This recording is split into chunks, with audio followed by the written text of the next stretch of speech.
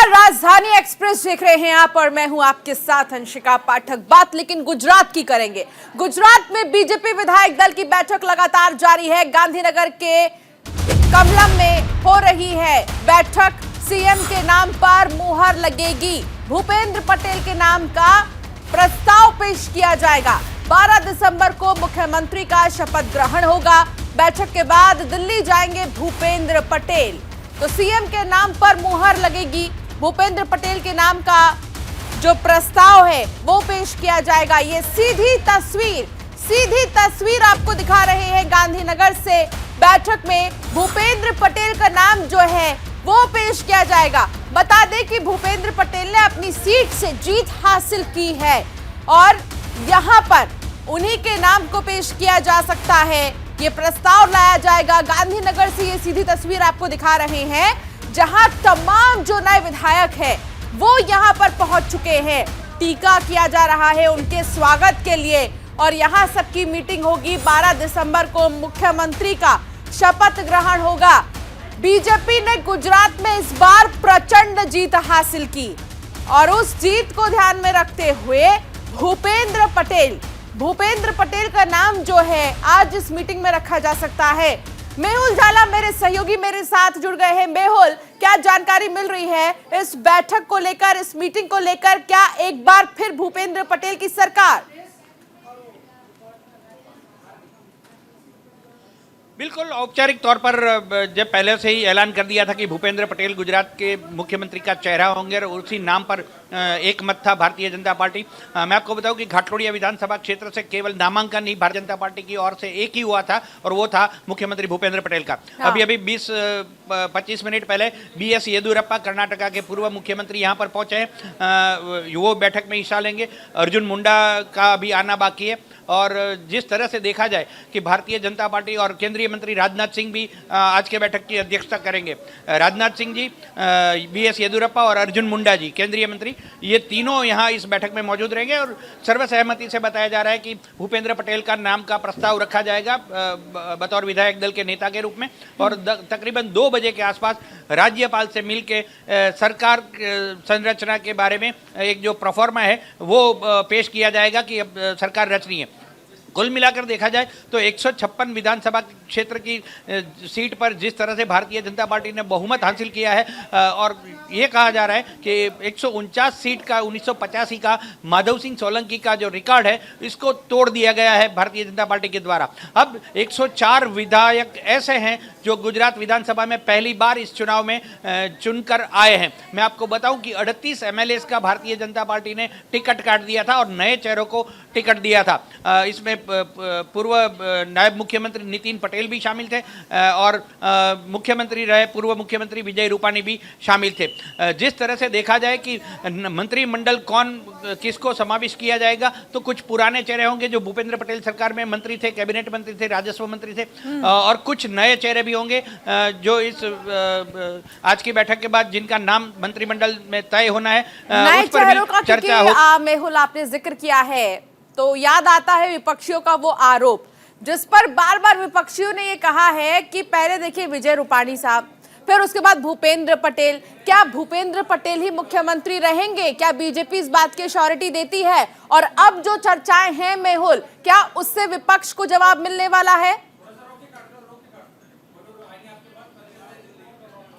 विपक्ष के तौर की भूमिका जो है जो कुछ खास बची नहीं है। केवल 17 विधायक कांग्रेस से जीत के आए, 5 आम आदमी पार्टी जीती है विधानसभा सीटें और 4 निर्दलीय चुनकर आए हैं। जिस तरह से भारी बहुमत हासिल कर मुख्यमंत्री भूपेंद्र पटेल के चेहरे को ही प्रधानमंत्री नरेंद्र मोदी, केंद्रीय गृह मंत्री अमित शाह ने आगे किया था। ये महज औपचारिक रूप से बैठक हो रही है कमलम में। इसके बाद निकल कर तो भूपेंद्र पटेल का ही नाम सामने आना तय है, ये पहले से गुजरात की जनता भी जानती है। तो कुल मिलाकर जो 156 विधायक यहाँ पर मौजूद होंगे वो सर्वसहमति से भूपेंद्र पटेल के नाम पर मोहर लगाएंगे विधायक दल के नेता के रूप में और दोपहर 2 बजे राज्यपाल के समक्ष ये पूरा पेश किया जाएगा कि हम सरकार गठित कर रहे हैं, ये हमारे विधायक दल के नेता हैं भूपेंद्र पटेल। और इसके बाद मंत्रिमंडल संरचना के ऊपर भी विचार विमर्श होगा। चारुल, ठीक है मेहुल, बने रहिए आप हमारे साथ। हार्दिक पटेल का क्या कुछ कहना है ये एक बार आपको सुनाते हैं। पार्टी विधायक दल की बैठक में पार्टी का जो भी फैसला होगा उसको 157 विधायक स्वीकार करेंगे और हम सब लोग यही मानते हैं कि पार्टी का नेतृत्व ही गुजरात को और मजबूती देगा। और प्रधानमंत्री नरेंद्र भाई मोदी साहब ने भी कहा था कि ये चुनाव सामान्य नहीं है। इस चुनाव के परिणाम के बाद आने वाले 10 साल का गुजरात किस हिसाब से आगे पहुंचेगा, किस हिसाब से विकास करेगा, उस पर जिम्मेवार है, उस पर टिकेगा। तो निश्चित रूप से आज वो फैसला भी है और लोग गुजरात में एक नए भरोसे के साथ सरकार को आगे बढ़ा रहे हैं। देखिए, मैं एमएलए की तरफ खुश हूं क्योंकि मेरे दोनों नेताओं ने बहुत प्यार भी दिया और यहाँ मुझे जिताने में कोई कमी नहीं रखी। मेरे कार्यकर्ताओं से मैं खुश हूं और यहाँ की जनता को आश्वस्त करता हूं कि यहाँ की सेवा करने में, काम करने में कोई कमी नहीं रखूंगा। तो देखिए, हार्दिक पटेल को आप सुन रहे थे और अल्फेज पटेल को भी आप सुन रहे थे। हालांकि गुजरात में सबसे पहले मुख्यमंत्री के चेहरे को लेकर कई सवाल खड़े हो रहे थे कि क्या भूपेंद्र पटेल ही मुख्यमंत्री रहेंगे। तो इसमें भी ये तस्वीरें स्पष्ट होती नजर आ रही है कि मुख्यमंत्री के तौर पर भूपेंद्र पटेल के प्रस्ताव को पेश किया जाएगा। हालांकि मेहुल भी हमारे सहयोगी हमारे साथ जुड़े हुए हैं। मेहुल, क्योंकि देखिए मुख्यमंत्री को लेकर तो ठीक है, तस्वीरें फिर भी क्लियर है। अब सवाल यह आएगा कि मंत्रिमंडल में किन लोगों को शामिल किया जाएगा, क्योंकि कुछ नए विधायक हैं, कुछ नए चेहरे हैं। तो ऐसे में इन्हें कौन सी जिम्मेदारी दी जाएगी, किससे कौन सी जिम्मेदारी हटेगी, कौन रेस में आगे है मंत्रिमंडल की पूरी लिस्ट में, क्या इसको लेकर कोई जानकारी आपके पास है? देखिए, पुराने मंत्री जो है उसमें से कृषि मंत्री राघव जी पटेल है, आरोग्य मंत्री रहे ऋषिकेश पटेल है। इस बार जो रूपानी सरकार में कैबिनेट मंत्री थे जयेश रादड़िया, वो भी शिरकत करेंगे। परसोत्तम सोलंकी या हीरा सोलंकी, दोनों में से एक को मंत्री पद दिया जा सकता है, जो कि हालांकि परसोत्तम सोलंकी काफ़ी सीनियर मंत्री है और अब तक विजय रूपानी की सरकार तक ये कैबिनेट मंत्री का दर्जा उनके पास रहा था। जब से मुख्यमंत्री नरेंद्र मोदी हुआ करते थे उस वक्त से कैबिनेट में बने हुए हैं। खासकर नए चेहरों में कौन कौन शामिल हो सकता है, इस पर विचार विमर्श काफी गहरा होगा, क्योंकि कई शिक्षित प्रत्याशी भी इस बार आए हैं।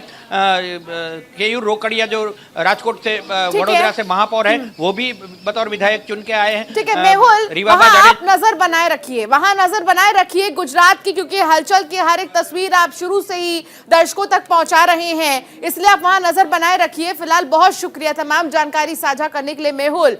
इस बीच आपको सीधे लिए चलते हैं शाह ऑडिटोरियम, जहां पर पार्षदों से मुलाकात कर रहे हैं मुख्यमंत्री अरविंद केजरीवाल। ये देखिए सीधी तस्वीर आपको दिखा रहे हैं। मनीष सिसोदिया भी यहां पर मौजूद है मुख्यमंत्री अरविंद केजरीवाल के साथ, और यहां पर जबरदस्त इंतजाम किए गए हैं और इस ऑडिटोरियम में मुलाकात करेंगे तमाम पार्षदों से अरविंद केजरीवाल, क्योंकि इस बार अरविंद केजरीवाल की तरफ से इस बार आम आदमी पार्टी ने एक जबरदस्त प्रदर्शन किया है। एमसीडी चुनाव में 15 साल से लगातार बीजेपी सत्ता में काबिज थी, लेकिन उस किले को ढहाया है अरविंद केजरीवाल की पार्टी आम आदमी पार्टी ने। और अब आम आदमी पार्टी के नए पार्षदों से मुलाकात कर रहे हैं अरविंद केजरीवाल, और आने वाले समय में कैसे जो मैनिफेस्टो उन्होंने जारी किया था, जो 10 वादे उन्होंने किए थे जनता से, उनको पूरा कैसा किया जाना है, इसको लेकर यहाँ पर रणनीति तैयार की जाएगी पार्षदों से मुलाकात के दौरान। हालांकि उन्हें बधाई भी देते यहाँ पर अरविंद केजरीवाल नजर आएंगे। ये सीधी तस्वीर आपको दिखा रहे हैं, पार्षदों और विधायकों से मुलाकात करने पहुंचे हैं दिल्ली के मुख्यमंत्री अरविंद केजरीवाल। तो आम आदमी पार्टी के पार्षदों से मुलाकात करने के लिए पहुंचे हैं। हालांकि एमसीडी चुनाव में बीजेपी को बहुत जबरदस्त झटका लगा, तो दूसरी तरफ आम आदमी पार्टी में जश्न का माहौल है, क्योंकि आम आदमी पार्टी ने एक लंबे समय से एमसीडी पर काबिज बीजेपी को हटा दिया और जनता ने आम आदमी पार्टी को चुना है। इस बार जनता के भरोसे को कैसे कायम रखना है, इस बारे में बातचीत करने के लिए अरविंद केजरीवाल यहां पार्षदों से मुलाकात करने के लिए पहुंचे हैं। विधायकों से वो मुलाकात करेंगे और साथ ही एक रणनीति तैयार की जाएगी कि इस बार एमसीडी में कैसे काम करना है, इस बार एमसीडी में कैसे वाकई में दिल्ली को चमकती हुई बनाना है। तो ये शाह ऑडिटोरियम है, यहां पर पहुंचे हैं अरविंद केजरीवाल और यहीं पर उनकी मुलाकात होगी। शाह ऑडिटोरियम में पार्षदों और विधायकों से वो मुलाकात करते नजर आएंगे। तो ये तस्वीर देखिए, मुख्यमंत्री अरविंद केजरीवाल की तस्वीर, शाह ऑडिटोरियम में वो पहुंच गए हैं और यहां पर वो पार्षदों से और विधायकों से मुलाकात करते नजर आएंगे। तो पार्षदों और विधायकों से मुलाकात करेंगे मुख्यमंत्री अरविंद केजरीवाल। बता दें कि जबरदस्त वोटिंग की गई जनता की तरफ से, और साथ ही इस बार देखना होगा कि क्या रणनीति आम आदमी पार्टी बनाएगी। नमित त्यागी मेरे सहयोगी मेरे साथ जुड़ गए हैं। नमित, देखिए, प्रचंड जीत के बाद आम आदमी पार्टी अब रोडमैप बनाना शुरू कर दी है। अब दिल्ली में काम कैसा होना है, वाकई में दिल्ली को चमकती हुई कैसे दिखाना है, इस पर बातचीत की जाएगी क्या आज के इस मुलाकात में? देखिए, बिल्कुल अंशिका, एमसीडी चुनाव के नतीजों के बाद मुख्यमंत्री अरविंद केजरीवाल पहली बार अपनी पार्टी के सभी पार्षदों और जो विधायक हैं उनसे मीटिंग कर रहे हैं। मीटिंग जो है वो शुरू हो चुकी है। शाह ऑडिटोरियम में ये मीटिंग रखी गई है। तमाम, देखिए, अभी भी गेट पर मैं आपको दिखाना चाहूँगा जो नवनिर्वाचित पार्षद हैं और जो विधायक हैं उनका मीटिंग में जाने का सिलसिला अभी भी लगातार बरकरार है, क्योंकि कुछ मिनटों पहले ही मुख्यमंत्री अरविंद केजरीवाल और आम आदमी पार्टी के राष्ट्रीय संयोजक यहाँ पर पहुंचे हैं। 11 बजे मीटिंग का समय रखा गया था, जिसमें खुद दिल्ली कैबिनेट के तमाम जो मंत्री हैं, गोपाल राय की बात करें, डिप्टी सीएम मनीष सिसोदिया की बात करें, वो यहां पर मौजूद हैं, क्योंकि आम आदमी पार्टी 134 सीट जीत कर आई है एमसीडी में। ऐसे में सवाल यह है कि पार्टी को जो ये जनाधार मिला है, जो ये बहुमत मिला है, इसके सामने आम आदमी पार्टी के सामने चुनौतियां भी काफी हैं कि किस तरीके से जनता से जो उन्होंने वादे किए हैं उस पर वो कैसे खरा उतरेंगे। इसके अलावा बात करें तो दिल्ली का अगला मेयर कौन होगा, इस पर भी चर्चा इस बैठक के अंदर हो सकती है। और यही वजह है कि दिल्ली के अंदर जो पार्षद हैं उनके साथ साथ दिल्ली के तमाम आम आदमी पार्टी के जो विधायक हैं उनको भी इस मीटिंग में बुलाया गया है। रायशुमारी की जाएगी। हालांकि कुछ देर के बाद जब ये मीटिंग खत्म होगी तो उसके बाद खुद मीडिया के सवालों के सामने भी अरविंद केजरीवाल आएंगे, तब ये पूछा जाएगा कि क्या दिल्ली का अगला मेयर कौन होगा, इस पर क्या कोई चर्चा हुई है। तो संभावित ये कह सकते हैं कि दिल्ली के अगले मेयर कौन होगा, इस पर चर्चा होगी। इसके अलावा जो वादे दिल्ली की जनता से आम आदमी पार्टी ने किए थे चुनावों के दौरान, उस पर भी चर्चा होगी। ठीक है, लेकिन देखिए, यहाँ पर विधायकों और पार्षदों को बुलाया गया है। इससे पहले ये आरोप लगते थे कि राज्य सरकार की तरफ से एमसीडी को पैसे नहीं मिलते, काम नहीं होता है। और इस बार क्योंकि देखिए एमसीडी में भी आम आदमी पार्टी है और राज्य में भी आम आदमी पार्टी है, तो ऐसे में कहा जा सकता है कि अच्छा कोऑर्डिनेशन होगा। तो वाकई में जो वादे किए गए हैं, 10 वादे, जो प्रमुख वादे हैं आम आदमी पार्टी के, वो पूरे होते नजर आएंगे यहाँ। देखिए, बिल्कुल निश्चित तौर पर, क्योंकि आम आदमी पार्टी किसी भी राज्य के अंदर जो वादे हैं, अंशिका पहले क्लियर कर दूं, वादे नहीं, वो गारंटी देती है। और दिल्ली के एमसीडी चुनाव में भी आम आदमी पार्टी ने 10 गारंटियां दी थी। हालांकि सबसे बड़ा सवाल ये है कि आखिर अब दिल्ली के अंदर डबल इंजन की सरकार होगी, यानी कि एमसीडी में भी आम आदमी पार्टी की सरकार और दिल्ली के अंदर तो ऑलरेडी आम आदमी पार्टी की सरकार है। तो डबल इंजन की सरकार, क्या दिल्ली के अंदर जो एमसीडी के अंतर्गत स्कूल आते हैं, अस्पताल आते हैं, क्या उनके हालातों को सुधार पाएगी, ये सबसे बड़ा सवाल है। इसके अलावा दिल्ली के अंदर जो कूड़े के पहाड़ का सबसे बड़ा मुद्दा आम आदमी पार्टी ने सबसे आगे रखा था, क्या उसका परमानेंट सॉल्यूशन कोई आम आदमी पार्टी के सामने है? ये अभी भी जनता के अंदर बड़ा सवाल है कि क्या इन कूड़े के पहाड़ों को हटाया जाएगा, क्योंकि आम आदमी पार्टी ने बड़ा मुद्दा कूड़े का पहाड़ का बनाया था। साथ ही साथ बात करें तो पिछले कई सालों में हमने देखा है कि एमसीडी के जो कर्मचारी हैं उनके वेतन की समस्या लगातार बनी रहती है। लोग जो कर्मचारी हैं वो सड़कों पर हड़ताल करते हैं, उनका वेतन नहीं मिलता है। उसके बाद बात आती है कि राज्य सरकार से उनको पैसा नहीं दिया गया है। तो ऐसे में आम आदमी पार्टी को सामंजस्य बनाना होगा, क्योंकि एमसीडी में भी उनकी सरकार है और दिल्ली के अंदर भी उनकी सरकार है। ऐसे में जो कर्मचारियों के वेतन की समस्या थी उसको भी कहीं ना कहीं सॉल्व करना होगा। चलिए, बहुत शुक्रिया नमित इस तमाम जानकारी को साझा करने के लिए। तो हिमाचल में सीएम के नाम पर अब भी सस्पेंस बरकरार है। सीएम फेस पर कांग्रेस हाईकमान अब फैसला करेगा। विधायक दल की बैठक में प्रस्ताव पारित होगा। सभी 40 विधायकों ने आला कमान पर ही फैसला छोड़ दिया है। कल दिन भर बैठक चली और उसके बाद भी कोई ऐलान अभी नहीं किया गया है। इसके लिए थोड़ा इंतजार और करना होगा। आज ऑब्जर्वर कांग्रेस अध्यक्ष को रिपोर्ट देंगे। तो आज जो पर्यवेक्षक है कांग्रेस पार्टी की तरफ से जो नियुक्त किए गए थे, वो अपनी रिपोर्ट आज आला कमान को देंगे। 40 विधायकों ने पूरा फैसला आला कमान पर छोड़ दिया है कि आला कमान का जो फैसला होगा वही इन विधायकों का भी फैसला होगा। सभी 40 विधायकों ने कहा है कि जो फैसला होगा वो हमें मंजूर है। कल दिन भर बैठक चली इसको लेकर कि आखिर सीएम का फेस कौन होगा हिमाचल में। हिमाचल में प्रचंड जीत हासिल की कांग्रेस पार्टी ने। हालांकि ये ट्रेंड हिमाचल का है कि हर 5 साल में जो वोटर्स हैं उन्होंने सरकार बदली है और इस प्रथा को उन्होंने बरकरार रखा और ऐसे में कांग्रेस ने जबरदस्त जीत हासिल की है।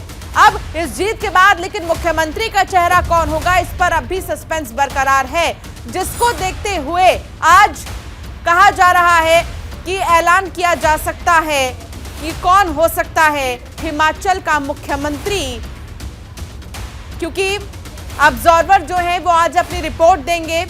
आज एक बार फिर से विचार विमर्श किया जाएगा और इंतजार है कि आखिर कब तक मुख्यमंत्री के नाम का ऐलान होगा।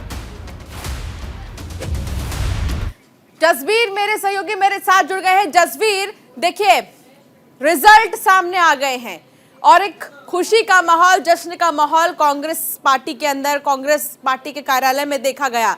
लेकिन अब भी एक सवाल मन में है कि आखिर मुख्यमंत्री कौन होगा। इस पर अब भी सस्पेंस बरकरार है। इंतजार कब तक करना होगा जसवीर? कल सारा दिन इसी पे माथा पची चलती रही कि कौन हिमाचल का मुख्यमंत्री बनेगा, क्योंकि कल प्रतिभा सिंह ने भी अपना दावा ठोक दिया था और उसके जितने भी समर्थक ने उसने भी नारेबाजी करनी शुरू कर दी थी कि हिमाचल का सीएम प्रतिभा सिंह के जैसा ही होगा। और पर जो सुखविंदर सिंह सुक्खू है वो राहुल गांधी के बहुत नजदीकी माने जाते हैं, इसलिए दोनों के बीच में कल काफी तनातनी सी देखने को मिली। और जितने भी विधायक थे, कल विधायक दल की जो बैठक हुई उसमें सभी ने एक ही फैसला लिया कि जो भी आला कमान फैसला करेगा हिमाचल के जितने भी विधायक का उसके ऊपर पालन करेंगे और जैसे ही मुख्यमंत्री का ऐलान होगा हम सारी टीम उसका साथ देंगे। सो कल तक 11 बजे तक कोई भी ऐसा फैसला सामने नहीं आया और जितने भी विधायक थे उन्होंने सिर्फ यही बोला कि जो भी फैसला आला कमान करेगी हमें वो फैसला मंजूर है।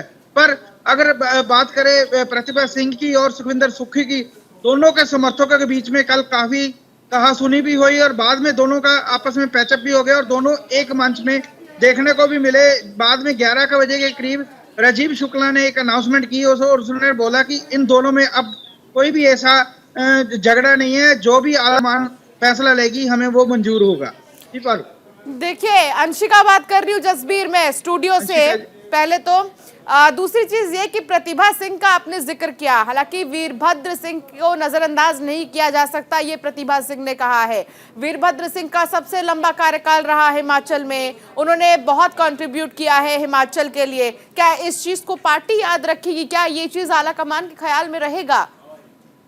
बिल्कुल अंशिका, अगर बात करें वीरभद्र सिंह की तो लगभग उसका कैरियर 60 साल का उनका कैरियर था और इस कैरियर के मद्देनजर देखते हुए भी शायद प्रतिभा सिंह को भी वो कंसीडर कर रहे हैं। पर अगर बात माने राहुल गांधी की तो ये देखने को मिला है कि सुखविंदर सुक्खू को ही वो सीएम का चेहरा ऐलान कर सकते हैं। हाँ जरूर उनके आगे कोई शर्तें रखी गई हैं, क्योंकि जो वीरभद्र सिंह का बेटा भी है किसी भी और परिवार का कोई क्यों ना हो, लेकिन जैसा राजनीतिक समीकरण बनेंगे ताकि पूरे तरीके से समीकरणों को साधा जाए, मुख्यमंत्री का चेहरा तो वही होगा। जसबीर बहुत शुक्रिया तमाम जानकारी साझा करने के लिए। जसबीर एक रुक करेंगे बड़ी खबर की ओर। पंजाब के तरन तारण में हमले का मामला सामने आया है। तरन तारण के थाने में रॉकेट लॉन्चर से हमला किया गया है। सेना की स्पेशल टीम घटनास्थल पर पहुंच चुकी है, फॉरेंसिक टीम भी मौके पर मौजूद है। खालिस्तानी आतंकियों ने हमला किया है। सूत्रों के हवाले से जानकारी मिल रही है कि तरन तारण में आईएसआई ने हमला करवाया है। तो इस वक्त की ये बड़ी खबर आपको बता दें कि तरन तारण में हमले का मामला सामने आया है। तरन तारण के थाने में रॉकेट लॉन्चर से हमला किया गया है। ये सीधी तस्वीर आपको दिखा रहे हैं। फॉरेंसिक टीम से लेकर तमाम टीमें इस वक्त वहां पर मौजूद है। सेना की जो स्पेशल टीम है वो भी घटनास्थल पर पहुंच चुकी है। फॉरेंसिक टीम भी मौके पर मौजूद है। खालिस्तानी आतंकियों ने हमला किया है, ये सूत्र जानकारी दे रहे हैं। साथ ही साथ बता दें कि तरन तारण में आईएसआई ने हमला करवाया है। सूत्रों के हवाले से जो जानकारी मिल रही है, ये वो देखिए, ये है वो रॉकेट लॉन्चर जिससे हमला किया गया है थाने में। और यहां पर अभी पुलिस की तमाम जो स्पेशल टीमें हैं वो मौके पर मौजूद है। फॉरेंसिक टीमें इस वक्त मौजूद है। रॉकेट लॉन्चर से हमला किया गया है। सेना की जो स्पेशल टीम है वो घटनास्थल पर मौजूद है। हर तरफ चाक चौबंद पुलिस इस वक्त तैनात है। हालांकि इस हमले के पीछे की मंशा क्या है, हमला क्यों किया गया और निशाना किसको बनाना चाहते थे ये संगठन, ये जो आतंकी संगठन है, ये निशाना किसे बनाना चाहते थे, इसको लेकर अब भी सस्पेंस बरकरार है, जिसको लेकर अभी पुलिस जांच पड़ताल कर रही है। ये देखिए पुलिस फोर्स यहाँ पर भारी मात्रा में मौजूद है। अभी कोई हताहत नहीं हुआ है, इसकी जानकारी अभी नहीं मिली है कि कोई हताहत हुआ है या नहीं, लेकिन वो रॉकेट लॉन्चर भी हम आपको दिखा रहे हैं आपकी टीवी स्क्रीन की तरफ। देखिए ये वो रॉकेट लॉन्चर है जिससे हमला किया गया है, कोशिश की गई है इससे हमले की।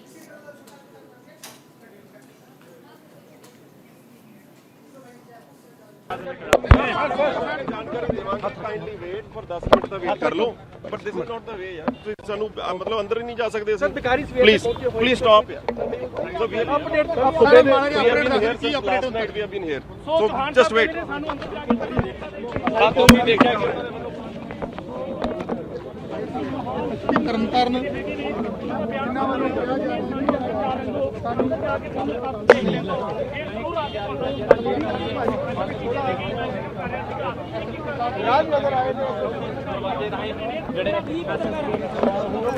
तो तरन तारण के थाने में रॉकेट लॉन्चर से हमला किया गया है, जिसकी तस्वीर आपको दिखा रहे हैं और सूत्र ये जानकारी दे रहे हैं कि ये एक आतंकी साजिश है और आतंकियों ने हमला करवाया। हालांकि इसको लेकर अभी जांच पड़ताल लगातार जारी है कि उनकी मंशा क्या रही है। इस हमले के पीछे तमाम एजेंसियां एक्टिव हैं, अलर्ट है। एक छोटे से ब्रेक के लिए रुकना होगा, ब्रेक के बाद हाजिर होंगे।